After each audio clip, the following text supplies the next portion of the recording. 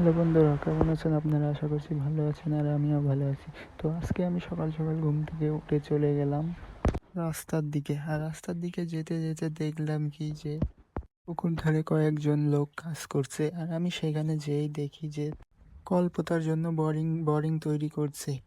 তারা নিজেদের দায়িত্ব সহকারে অনেক যত্ন করে বোরিংটি তৈরি করছে যাতে অনেক ভালো পানি পাওয়া যায়, এবং এই বোরিংটি তৈরি করতে 13টির ব্যবহার করা হচ্ছে। আর আমি এদিকে তাদেরকে সাহায্য করছি, আমি আগুন জ্বালাচ্ছি আর তারা পাইপটি মুখ পুড়িয়ে নিচ্ছে অন্য পাইপটির সাথে জোড়া লাগানোর জন্য।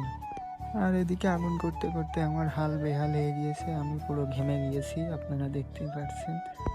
আর এই দেখুন কলটা যেটা বোরিংয়ে লাগানো হবে, কলটি অনেক ভালো এবং সুন্দর দেখতে হয়েছে, পারফেক্ট কল।